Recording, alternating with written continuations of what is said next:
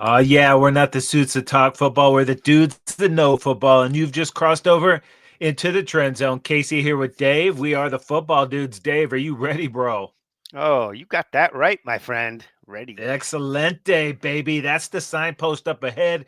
Your next stop, the trend zone. It's Wednesday, December 4th. We're coming to you from Los Angeles, California. It's a beautiful 62 degrees, Dave. Christmas just around the corner. We're still in the 60s. What you know about that? Christmas in LA. That's what we call that, my friend. It's the best. And when everybody leaves town, it's even better. That 405 opens up. No traffic. You have to be here to know what the hell we're talking about. But speaking of talking about, in today's show, there is one less floozy in Chi-Town. You got that right, baby. Oh, yeah. More record numbers for NFL viewership. A controversial suspension. We pour one out for our lost homies. Little Survivor.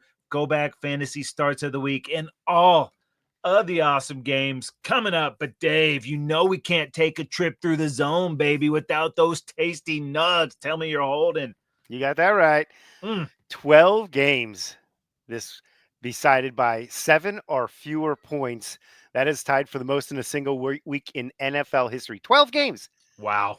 by a touchdown or less. Three teams, Indy, Minnesota, and Tampa, got the game winning score in the final minute of the fourth quarter or in overtime.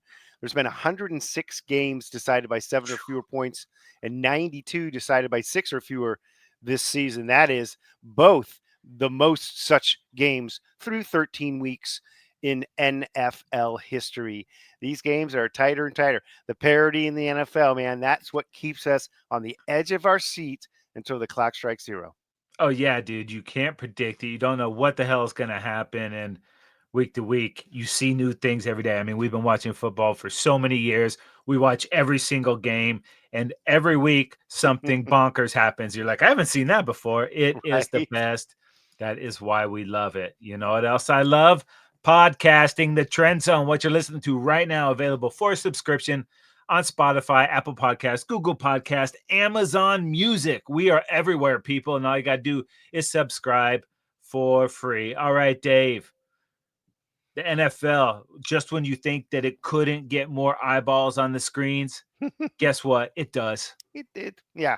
The NFL audience for the three Thanksgiving games averaged 34.2 million viewers. That is a record, crushing last year's record, which was, of course, 34.1 million. 34.2 to 34.1. Yes. Dave, the Cowboys and the Giants, two of the crappiest teams in the league, had 38 million people watching. That's crazy, man. At any point, 141 million people tuned into some portion of some game. That also is a record, man. But it wasn't just Thanksgiving. This Wait, new Black Friday thing could it be none more black? is Or could it be correct, more sir. black? The Black Friday game is picking up steam, dude. 41% increase over last year's game. This year's Raiders and Chiefs game outdid the last year's Dolphins Jets game by 41%, according to Prime Video. So obviously, last year's Raiders upset of the Chiefs, probably that one. In the holiday season, they're probably playing a little role in there in getting people to tune in. But hey, who doesn't love football on Black Friday? If you're not busy shopping, might as well do a little football watching, right? Dave, and I do all my shopping online anyways. No need to go to the brick and mortar, deal with the Perfect. crowds. The hell with all that stuff. But just think, I wonder what that Raiders Chiefs game would have done if it was on regular broadcast television instead of the paid tier. Yeah, Prime Video. I actually couldn't even find it because I was watching it in delay. I was like, what the hell's going on here? Yeah. I started watching a previous Chiefs Raiders game by accident. I'm like, Minshew's in? You're like, I thought he had a broken Damn, collarbone. that What's guy going heals on? fast. It's the magic of that stash, baby. That's right. All right. Well, speaking of Chiefs, they are one of two teams that was able to clinch a playoff spot last week. Yeah, it's the Buffalo Bills. They are actually officially the division winner there in the AFC East, and the Chiefs got themselves clinched as at least a playoff berth. Although they haven't secured the West yet, it certainly seems inevitable. And I guess this is the time of year when we also have to pour one out for the teams that will not be competing for the Super Bowl. That's right. They are competing for something different. The number one pick in the draft is the Patriots, Raiders, and the Giants, all eliminated from playoff contention. Dude, and the Patriots, obviously the one team out of those three that does not need a quarterback. They Mm-hmm. would love to stink it up and get up there and force Ooh, one of those teams to give them a draft haul to get up to that first pot. So it will be interesting to see what happens there. Okay, you mentioned the Bills and the Chiefs are in. Can anybody else clinch a spot this week coming up? yep, the Lions will be in with a win over the Packers, and the Eagles and Vikings both can get into the playoffs with a win and some other help going on. All right. Um, we mentioned one less floozy in Chicago, dude, and Yeah. also the Thanksgiving numbers. The end of that Chicago Detroit game was absolutely baffling. Robert Sala, Dennis Allen opening up a couple seats on that coaching carousel. They've got company. Yeah, it's floozy. Eberflus takes the axe. He fired his OC a handful of weeks ago. That wasn't enough. The time management screw up. My family freaking out because of me screaming at my TV saying, "Call a Dave, you're timeout." making the baby Call, cry. I know, right? Call a timeout. What are you doing? I can't believe it. Unbelievable time management, mismanagement there. So Floozy's gone. It is OC Thomas Brown. He'll be the interim head coach. Wide, I think it's the receivers coach, maybe. Chris Beatty is now the interim OC. And then on the other side, calling the defense, it'll be DC Eric Washington now calling the defense after Matt Eberflus's firing there. So they do really feel strongly about the GM there and the president. It's Kevin Warren, and he has said that Ryan Poles is going to be sticking around after all the magic they did with all the draft picks they acquired there. I certainly wouldn't disagree with that, but need to get somebody else at the helm there to guide that young quarterback. Yeah, that's at least 2 games this season, maybe more, that Eberflus has coached their way to an L. So it Yeah. had to be done. And Dave, do you know what Boomer Esiason would have said as that Chicago game was ending? Clock management, Clock man. management, man. Oh, that was tough, tough watch. Brutal. Yeah, speaking of a tough watch, Texans versus Jags. Trevor Lawrence takes a brutal hit at the end of that game, Yeah. and there was a suspension because of that hit. Yeah, Texans linebacker Aziz al-Shaair, he was ejected from the game, and it basically knocked Trevor Lawrence out. You saw the fencing response as Mhm. his body just involuntarily reacted to being knocked out. It also forced a brawl on both teams, just really outraged by it. Certainly, the Jags trying to protect their quarterback, and then it just created havoc on the field there. NFL came down hard with a Mhm. 3-game suspension, and it was upheld on appeal. So al-Shaair won't be back until Houston's Week 17 game against Baltimore on Christmas Day. At least he'll be back for that big game. They have their bye week on Week 14, so it'll be the Dolphins. Excuse me, the Dolphins they play on Week 14, and the Chiefs on Week 15. So yeah, he'll be out for 3 games. Yeah, it's brutal. And the NFL, though, the problem, I don't have a problem with the suspension. I just think there's no rhyme or reason to how this stuff is done. We haven't seen a play where a player's been suspended for 3 games, sometimes Yeah, detrimental conduct, they get longer. We need more transparency and more, knowledge on how this stuff has worked out. I agree a suspension should have come, but yeah. sometimes it seems like the NFL makes it up as they go. Certainly it does. It seemed like an egregious. I mean, certainly he was ejected from the game. Mhm. That's one level of that's beyond just the personal foul. Yeah. So that's okay. We were looking at the play. It was significant hit.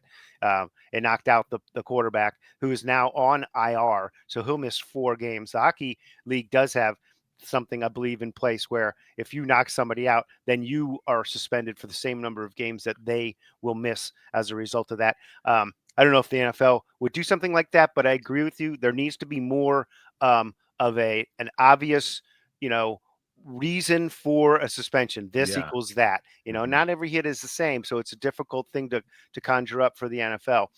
But it does seem like they're just sort of winging it.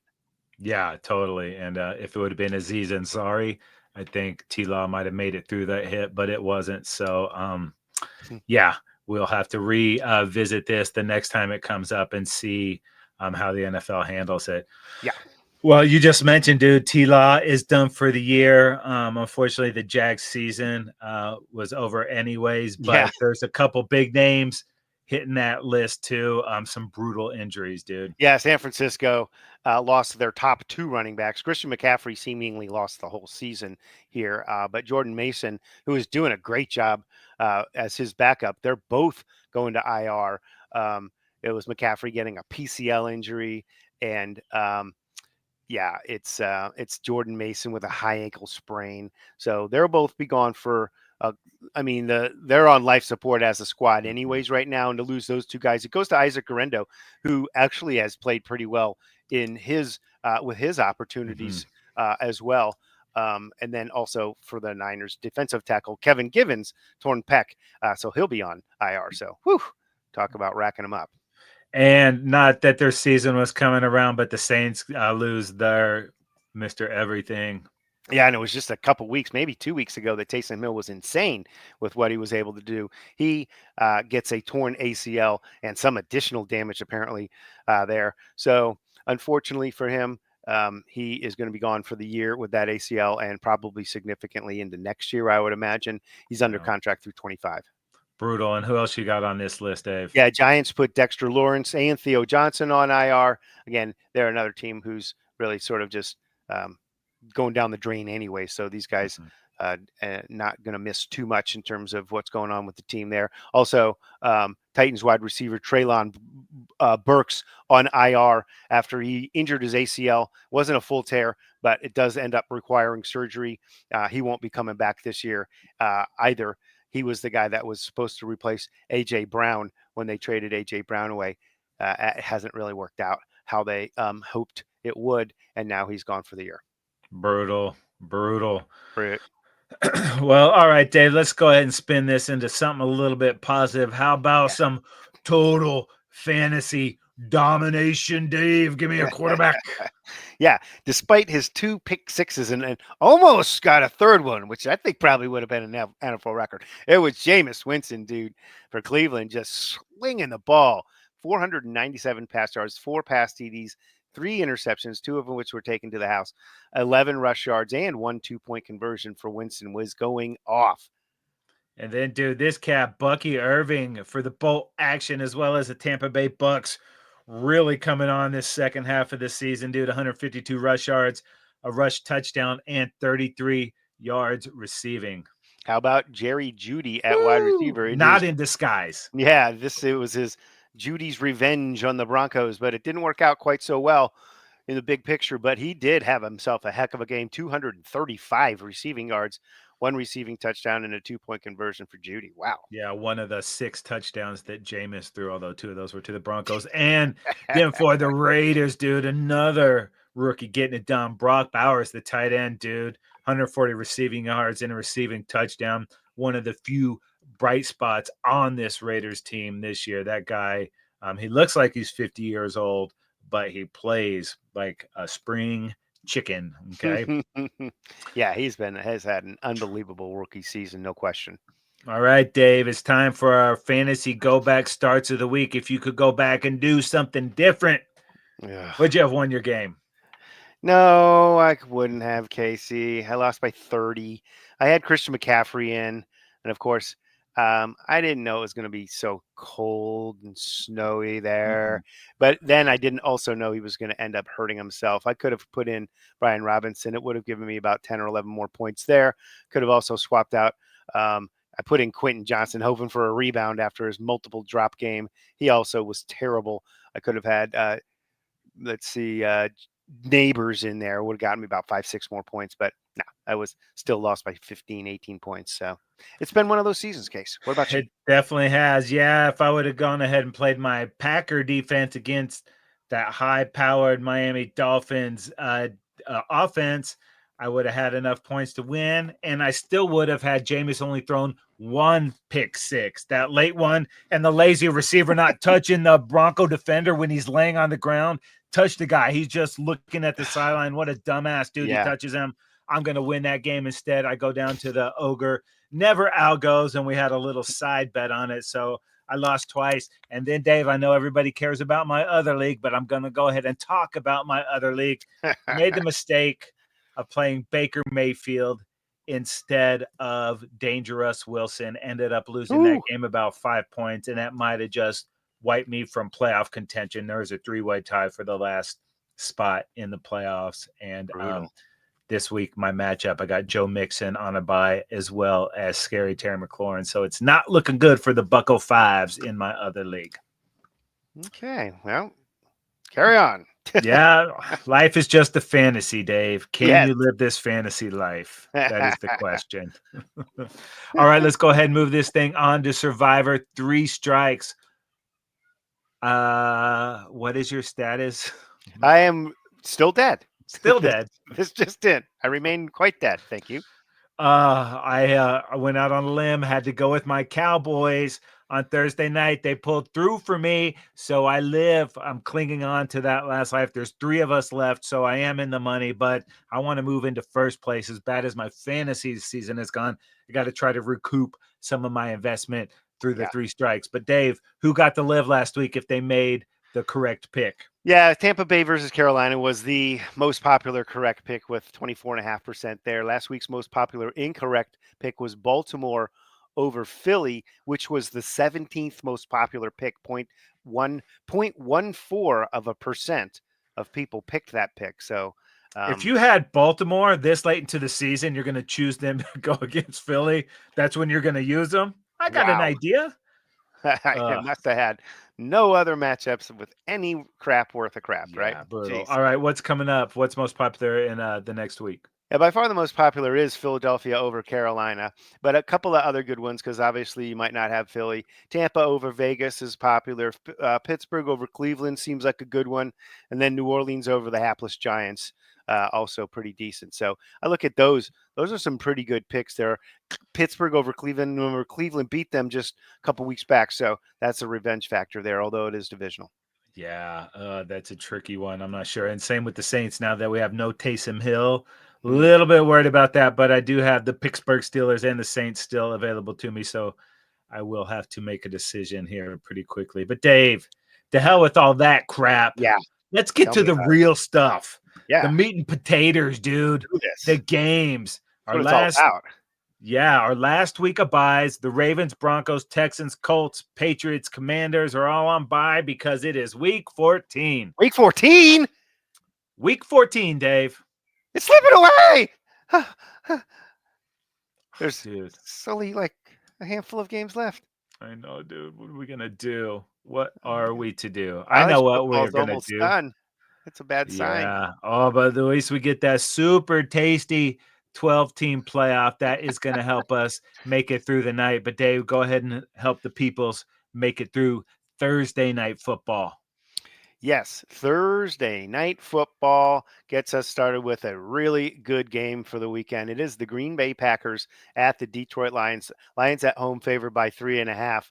Wow, this is a good one, Casey.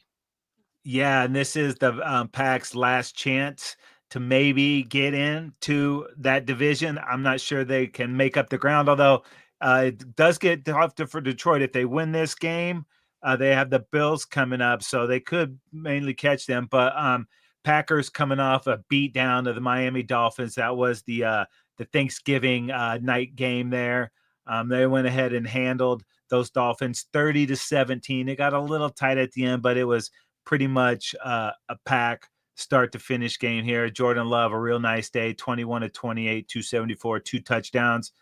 Josh Jacobs came back down there, had 3 touchdowns last week, only had 43 yards, but did hit a tutty in this game. But what I'm most impressed with is this Packers defense, man. They are turning teams over.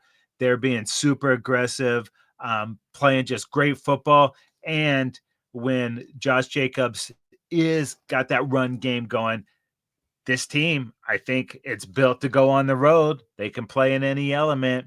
As long as Jordan Love takes care of that ball, that defense is going to keep them in everything. Got a plethora of different receivers and weapons that he can go Yeah, to. Um, absolutely.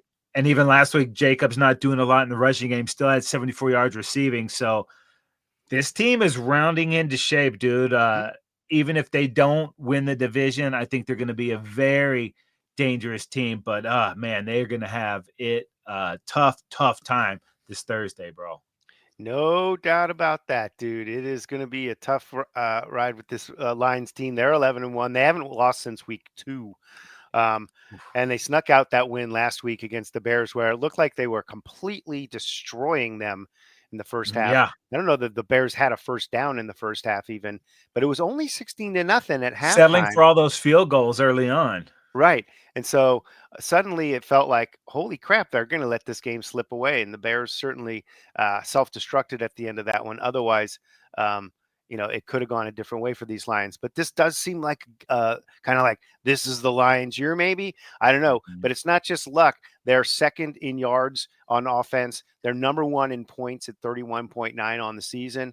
Very balanced. They're fourth in rushing and fifth in passing. So that's the nice you can run or pass, right? Defense, though, Mhm. is no slouch either. 10th in yards and second in points given up at 16.9. So the Lions are definitely um, one of these juggernauts right now, and there's not really a weakness on them. They actually beat this Green Bay team in week 9 also. So that's another separation between these two squads besides their records there. Lions are the number 1 seed, but they're just one game in front of Philly and just one game in front of Minnesota for the division. So a lot does ride on this game. Mhm. And this Lions team, if they just stub their toe along the way here, suddenly this magical season could go up in smoke. Next thing you know, they could be on the road if they lose that division to the Vikings. Just one game. And of course, Yeah. this is a tough matchup here for these guys.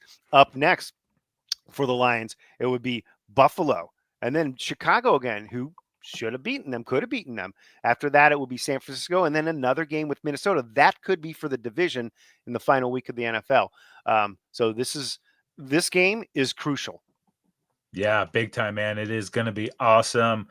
Get a little great game on Thursday night to get the week started. But Yeah. then on Sunday, Dave, it's the enigma.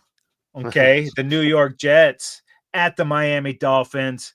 Dolphins 6-point favorites at home. Yeah, and the Jets 3-9. Their season's been lost for weeks now. Starting with the premature firing of Robert Saleh, and then the axing of GM Joe Douglas, who I thought a couple of years ago had a great draft. I don't know what the deal is there. They're getting a head start on next year. Unfortunately for Jet fan, it'll be Woody Johnson who's in charge of putting the next regime together. Aaron Rodgers doesn't seem like he'll be part of that equation, though, for a new regime coming in. They currently pick sixth in next year's draft. Dolphins, on the other hand, had won 3 games in a row, were really saving their season and giving themselves a chance, uh, reviving those playoff hopes. But last week, losing to the Packers, they sit now at 5-7, and it's kind of pretty much a long shot. Tua did have a good game, but they fell so far behind so early Mhm. that they really just kind of got themselves out of whack there and couldn't get back into it. They're still alive, but very little margin for error. They are 2.5 games back of the final wild card spot. And so that is a long way to go. They got to really, like I said, it's almost no margin for error.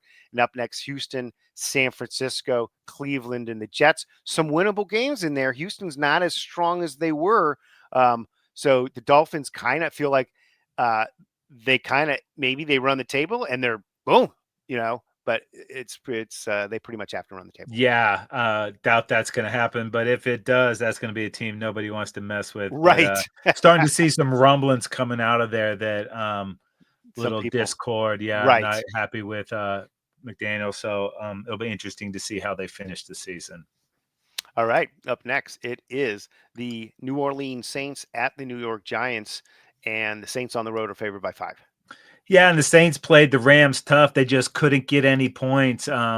Settled for field goals early and then got it close late, but just too much there. Still 4-8, not completely dead, but not trending in the right direction. And they just did Yeah. lose Taysom Hill, the guy that Brutal. kind of does everything for the team. So you can't recoup that production. There's not one player that can do all those things. So that's a little bit of a bummer. I guess the bright spot is MVS coming over. He's had a touchdown in every game that he's been on the Saints. See if he can keep that record going. The Giants, dude, they're in a tailspin. In the Cowboys game, Drew Lock busted off a couple of runs there. If he doesn't have those, that game looks a lot worse. You mentioned Dexter Lawrence going down. So I don't know that there's a lot of motivation for those Giants players to kind of get up for this game. So Yeah. as we wind into later December and January, you're going to see dudes starting to think about Cancun, and that might be this game. The only thing in that game that I can think of really is that Drew Lock has got a chance to show the NFL and even the Giants, now that they've gotten rid of their guy, Those sweet ass dance moves. those sweet dance moves. There it Yeah. is. The laser beams, shooting the laser Yeah. beams. I'm surprised he didn't break that out a little more against my Cowboys. All right, Dave. Up next, it is the Las Vegas Raiders at the Tampa Bay Bucks, and the Bucks are 7-point favorites at home. Yep, Raiders 2-10. They lost again last week to the Chiefs in a game they really should have won, with the center snapping the ball when the QB was Oh, not ready, causing the turnover late in the game when they were in field goal range down by 2 points. It doesn't get more excruciating, especially losing to your hated division rival, where you've got them on the ropes basically, and then you do the ultimate screw up to lose the game. That makes 8 straight losses for the Raiders. ugh. They hope to find their quarterback in next year's draft. Obviously, they currently pick second. So, right now, the difference between 1 and 2, like you said, with it could be costly, right? Yeah. Las Vegas on the turnover ratio, -18. So, Ugh. we know how come the season went bad, right? Bucks Yeah. on the other side, they're 6-6. And you know what? Last week they squeaked out that win against the Panthers.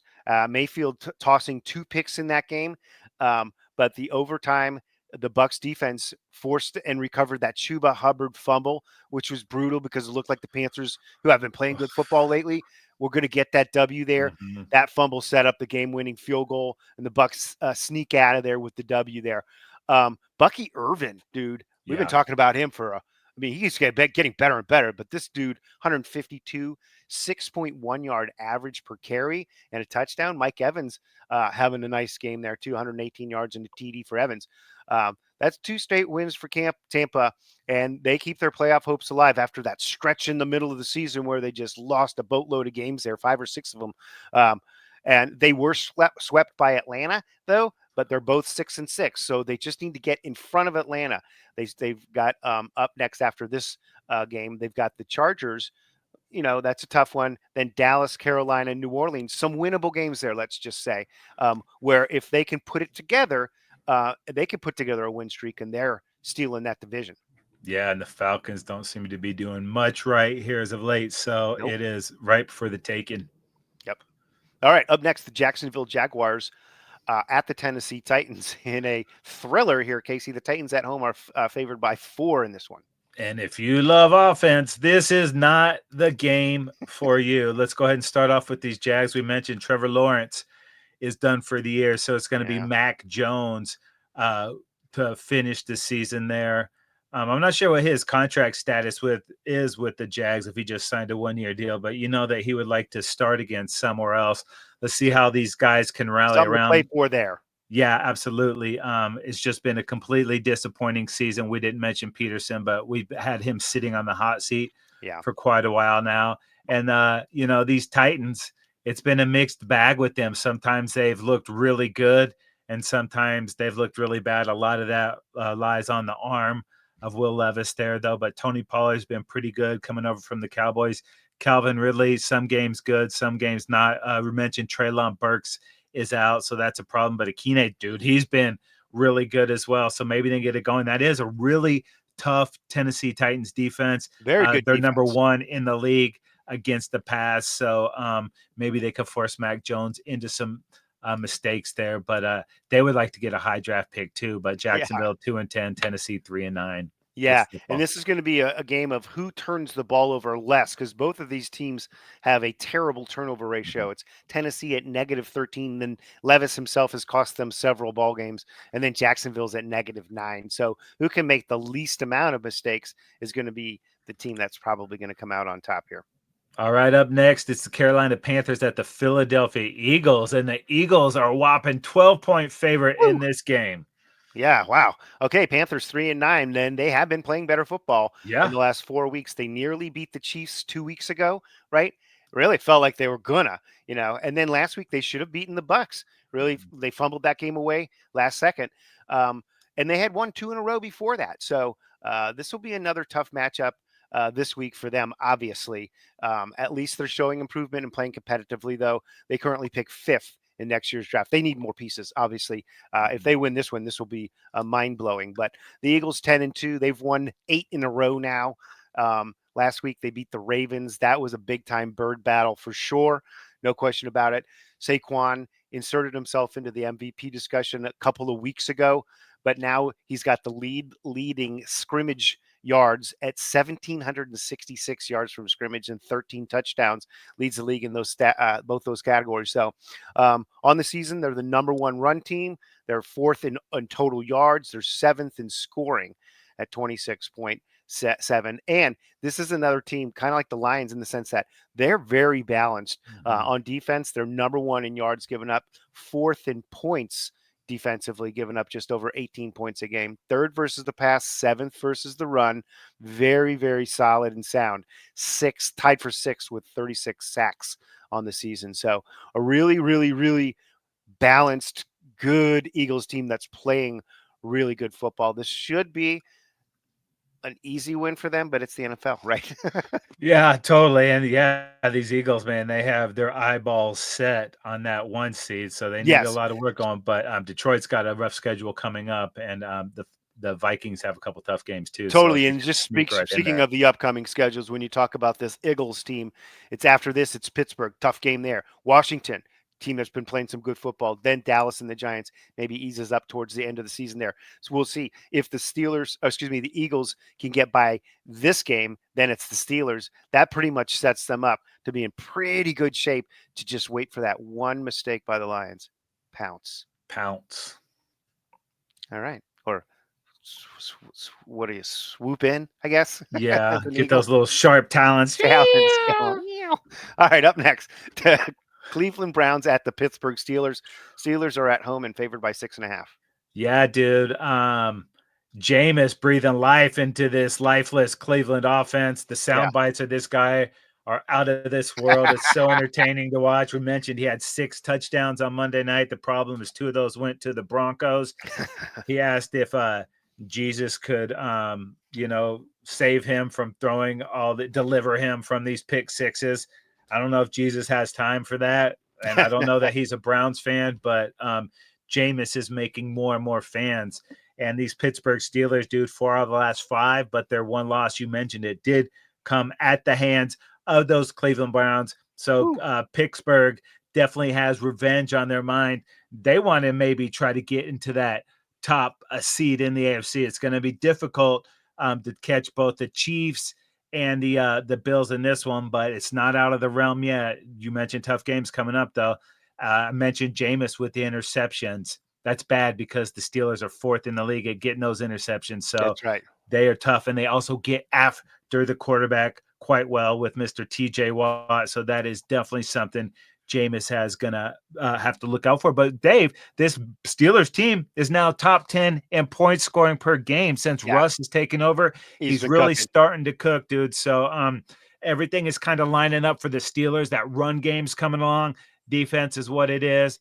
They're doing the in-season AFC North Hard Knocks. Haven't got a chance to check that out yet, but with Jameis and Mike Tomlin, that is some must-see TV. Yep. But Steelers got to extract a little revenge. They can't mess around and get swept by the Browns. I Yeah. don't know That's if you go into Pittsburgh into that fourth quarter and they start bumping Renegade by sticks, that Cleveland's going to have enough to do it, man. This is a big, big time game for the Steelers. Yeah, it just seems like is it going to be possible for Jameis to clean it up because Cleveland is -8 on the turnovers, and like you said, Pittsburgh gets after it. They are plus Mhm. 15. So if they can at least keep the turnover battle even, then the Browns are going to be in this football game because they can put points on the board.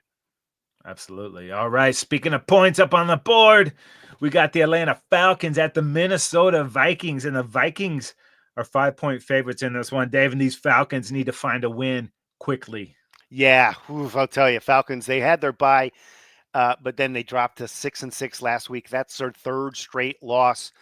This time it was to the Chargers, and QB Kirk Cousins tossed 4 interceptions in that You game, know what I including said after that fourth pick? what's that? Kirk! Kirk.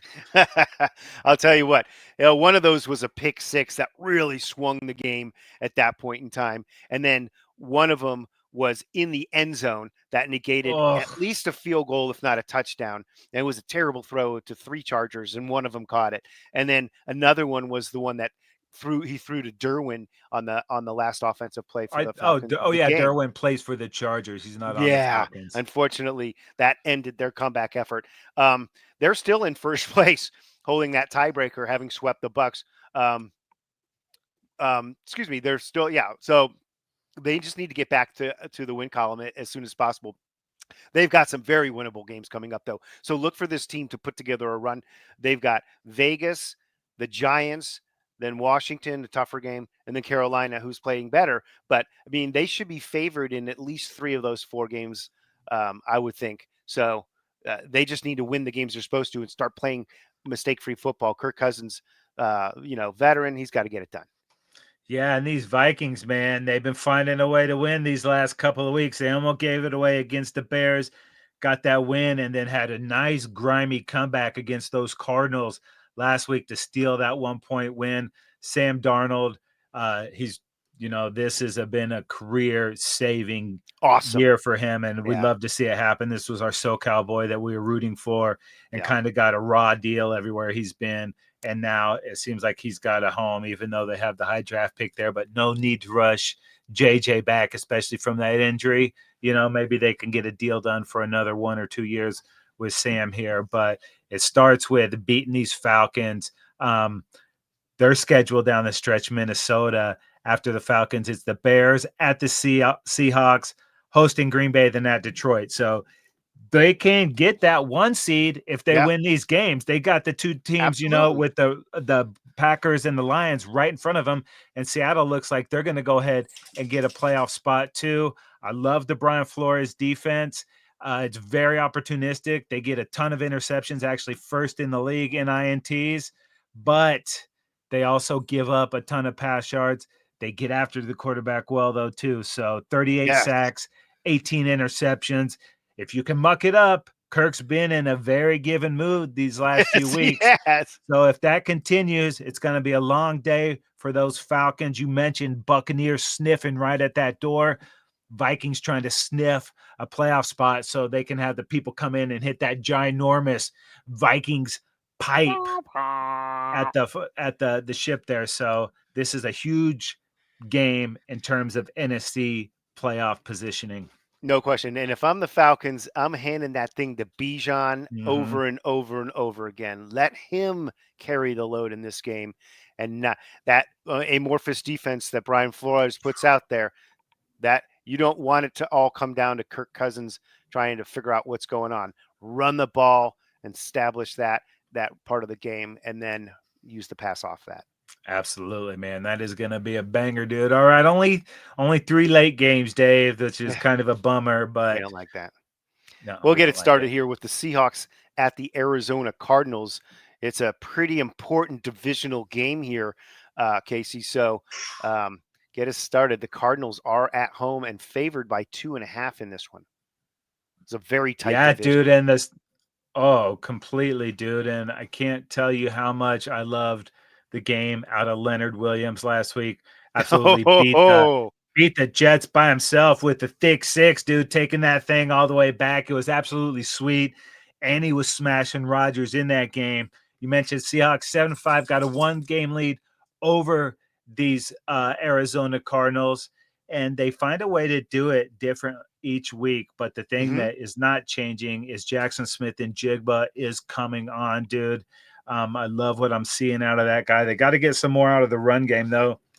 second in the league in pass offense. Gino doing a great job, but And they got great 28th. backs too. I know what's going on with that, dude. You'd think I there don't would be more, understand. but yeah, less than 90 yards a game there. But Mark McDonald has changed that defense. They are really coming They're on, getting starting to better. get after it, dude. Yeah. So a couple more, transition years. He's got to get more of his guys in there. But if they play like they did last week against the Jets, they're going to be fine. They did play these Cardinals just a couple weeks ago, held them to 6 points. Mhm. We're going to see what happens in this rematch. So the Seahawks, dude, it's all right in front of them, but it starts with beating these Cardinals on the road Sunday. Yeah, and this is division. There's so many divisional games, and we'll get to them as we move into the next couple of games between this division here, and they're so tightly contested with just a couple of games separating. But Cardinals 6-6, right? Just one game behind the Seahawks.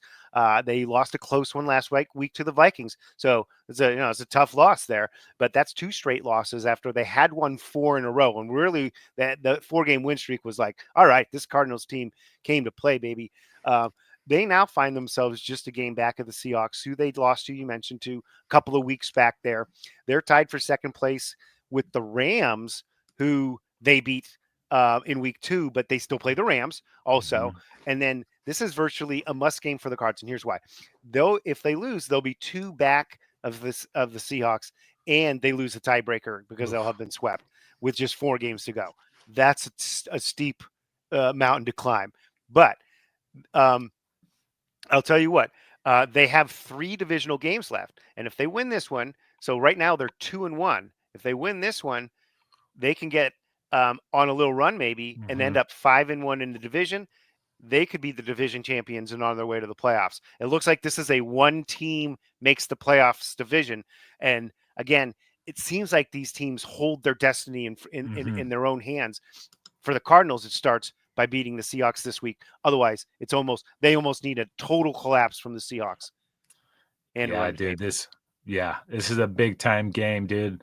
Um, yeah, Weird side Brent, note, real fast. Trey McBride, first tight end to have 2 straight 12 catch games. So that's an interesting record right there. Then here's another thing. He is second in tight ends and receiving and third in receptions, but he hasn't caught a touchdown yet all season. So he has now got the most receptions by a tight end without a touchdown in a single season ever.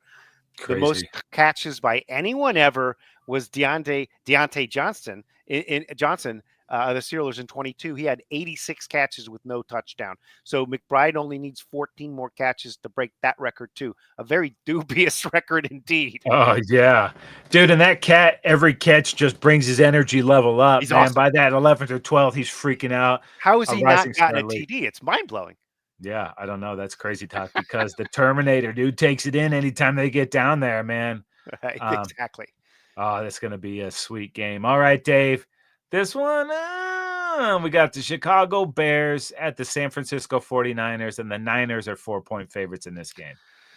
Yep, and this is a game of I guess teams that had a lot of hopes to start the season, and those Mhm. hopes kind of trickled away. Bears are 4-8, losing that Thanksgiving game to the Lions, and the clock management we talked about that was just horrible. Um, they were completely out of the game, but Caleb Williams got hot. He ended up with 256 yards passing and 3 touchdowns. DJ Moore had a score. Keenan Allen had 2 touchdowns in that one.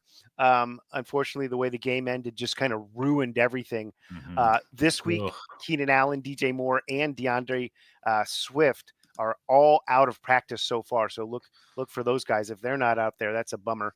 The Niners dropped to 5-7 last week. And of course, more than just the game, it was Christian McCaffrey, it was Jordan Mason on IR.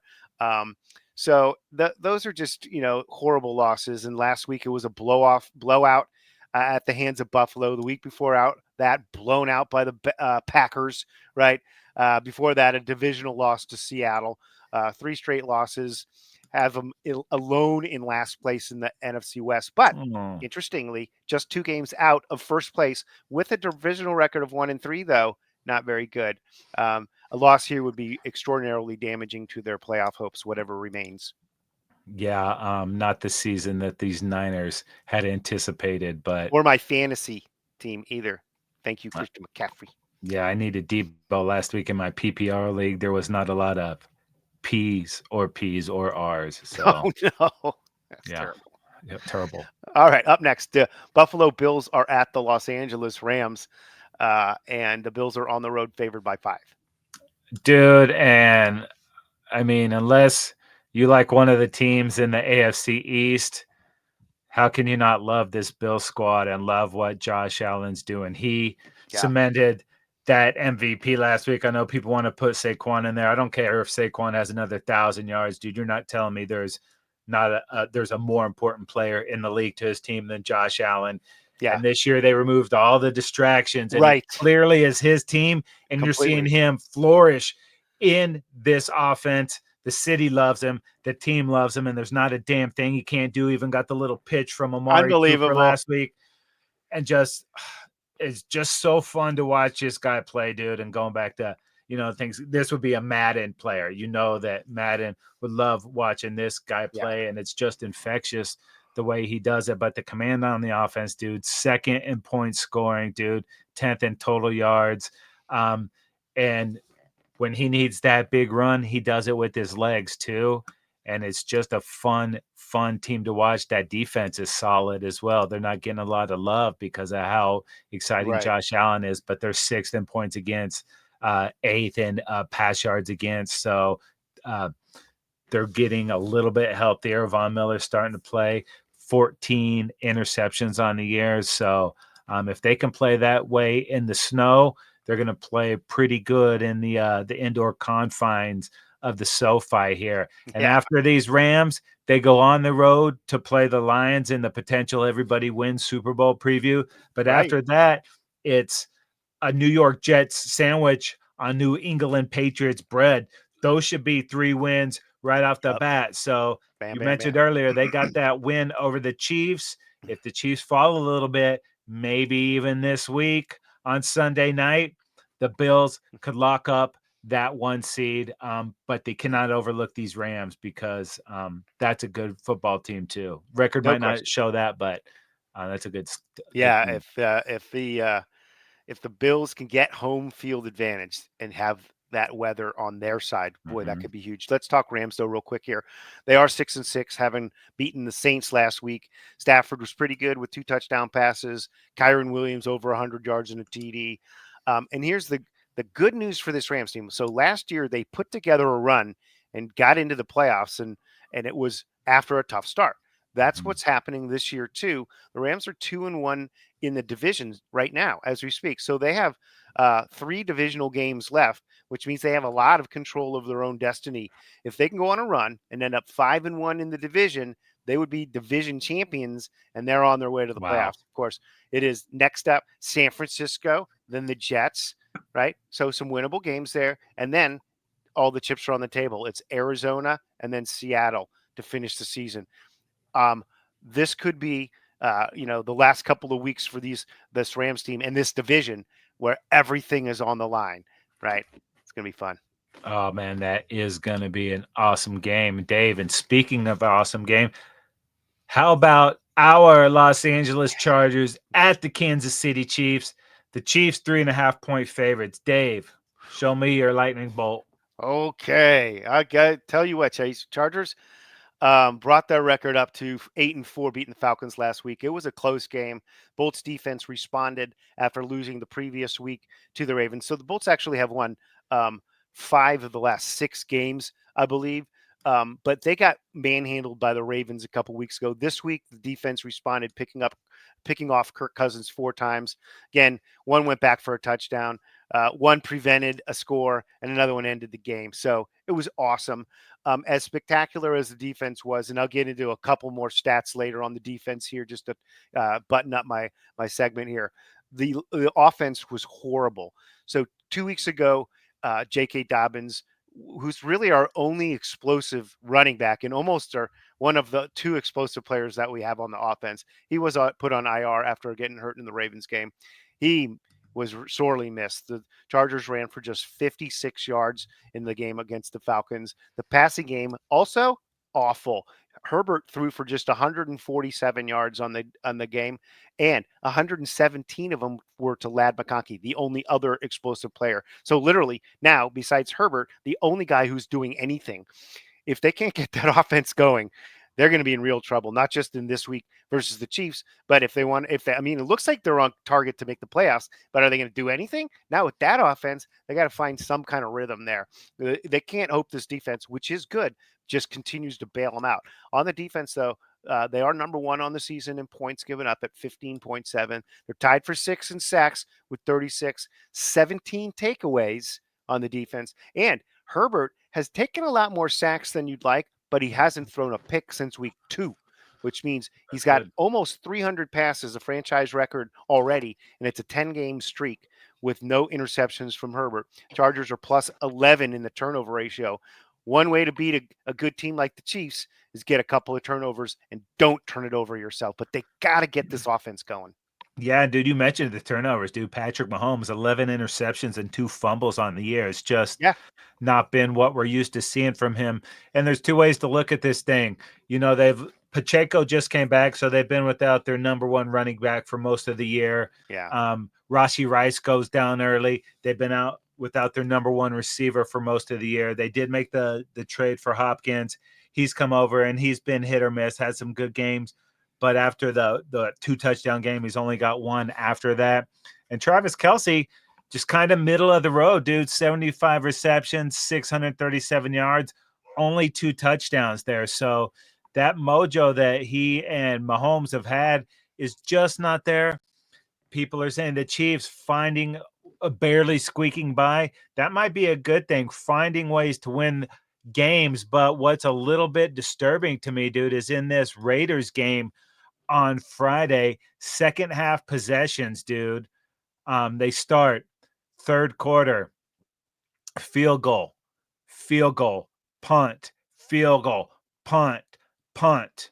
No touchdowns in the second half. So this is Wow. the type of game that the Chargers love. Oh, we're going to do a field goal battle. We can beat you like that. Maybe Yeah, not in a 41-38, but if it's like a 17-16, 17-20, yeah. it's looking like a Chargers style game. Can you guys get the run game going? I'm not going to panic on these guys because it is the Chiefs. They've won back-to-back Super Bowls, and you can expect a little malaise to happen during the season. It's hard Sure. to stay motivated every week, especially when they know what the prize is. And even with all that, all those injuries, all the badness, one loss, and right now the number one seed in the AFC with home field advantage throughout. So Yeah. until something happens, not calling the sky is falling, but this is going to be a tough game. I need to see them look Chiefs-esque, and so far it's not been that way. But you know, Yeah, it was can't week panic. 2, I believe, and they lost Rashee Rice on an interception by Pat That's Mahomes right. to the Against the Chargers Chargers. in a game that the Chargers were winning, and late in that game, couldn't convert a fourth down in the red zone, maybe inside the 10 there, gave the ball back to them late when it was tied at 10, and they scored. They won that game. That was a tight game too. This one should be close. We do have Cameron Dicker, who's been excellent kicking the field goals and with good range and good accuracy. And they're, of course, not with Butker there. They've got their backup kicker, a guy they got off the streets, who he's not as good, although he's done, yeoman's work for them so far. And dude, this team is escaped against the Broncos with the Yep. blocked field goal, against the Raiders with the shitty snap last week. Yep. Maybe they've run Even out the of their Panthers mojo in had the him on the West. ropes. Yeah, we'll I see don't what know. happens. It's gonna be interesting. Yep. What we got? What do we got? Monday night football. It is the Cincinnati Bengals at the Dallas Cowboys. Casey, the Bengals on the road are favored by 5. Yeah, don't have a cow, man. This is the Cowabunga Simpsons Oh, that's game. right. Maybe bring a little life into this game. And dude, these Bengals are wasting the career of Joe Burrow, the number one pass team in the league, over 3,300 yards, Wow. dude. And this So many team is not, close losses too. yeah, I'm not going to say this is the best 4-8, 4-9 team, whatever the hell there is. They are what their record is. Yeah. They've lost 3 in a row, and it's just not a solid team. Uh, It's frustrating. I imagine Bengal fan Yeah. is completely distraught with how this season has gone, but they have one advantage that they're not Cowboy fan. This season has not gone the way any Cowboy had hoped, but lately we've seen some life out of these Cowboys, starting to get healthier all the way around. We still haven't had Diggs and Bland playing a game together all year, and that was supposed to be a positive for this team, a strength, the secondary. We're not seeing it. Micah Parsons been back, and he is an absolute game record. These dumbasses in Dallas that are saying trade Micah for draft picks, complete What? morons, dude. I know it's the stupidity is levels that are incomprehensible. Yeah. Cooper Rush has played solid, doesn't take a lot of chances. But on that offensive side of the ball, too, they've been all kind of banged up, too. Got Brandon Cooks back, had the huge reception on third down to seal that game and had the touchdown earlier. I'm not sure if Jake Ferguson's going to be back, but Schoonmaker's played pretty well since he's been gone. That offensive line is getting a little bit better. Yeah. We might Zach Martin might not play in this game, dude, and we might not see him play again. And if Zach Martin, this is probably his last year, no matter what. Hall of Fame, unquestionably, first ballot. He's been trying to fight through it, but there's just been no way to go these last couple weeks. Even without him in there, starting to find that run game a little bit. Rico Dowdle went over 100 yards against the Giants, Cowboys' first 100-yard rusher of the year. So that's trending in the right direction. The rookie's getting a little bit better. I'm not sure if Guyton's going to play in this or not, but they're plugging in Hoffman. These guys, Bass, playing pretty good football offensively up front. CD left the game with the bum shoulder. He's got to play in this one. I think they're probably a little too far out of it to get back in, but let's see them play good football. What I'm seeing so far is Mike McCarthy has not lost this team, dude. They're battling through injuries, Right. and it's starting to come around. The Marvion Overshone with the He's tip, looking good. interception, touchdown. Yeah, so there are pieces here. A lot of the young guys getting reps now. And that's going to help for next year. Restructure CD and Dak, maybe bring in some free agents next year might help. But playing for pride at this point. Yeah. If they win this Cincy game, maybe you could talk. But Yeah. No, this is a Cincy team that can put points on the board, man. mhm. And this will be their last run with T. Higgins in all likelihood, as he looks probably to cash in Yeah, on the money that the Bengals won't be able to pay him. But they got some weapons. They can move the football. They can put points on the board in a hurry. So it should be a fun football game. you know what I'm hoping Joe Burrow says at the end of this one? Don't. That's right. Simpsons So did it. yeah, so many ways you could check out Duffman and the Football Dudes. The Trend Zone you're listening to us right now is available for subscription for free. Spotify, Apple Podcasts, Google Podcasts, Amazon Music. Or subscribe to our YouTube channel. Of course, like us on Instagram and Facebook, and follow us on Twitter at Football Dudes LA. Make sure you tag us across all social media platforms. But I said he broke his arm. Oh no, little bandit, there's no premium. And on that note, the Football Dudes are out of here. That is going to do it for this episode of the Trend Zone. We're not the suits that talk football. We're the dudes that know football. For Dave, I am Casey. We are out of here.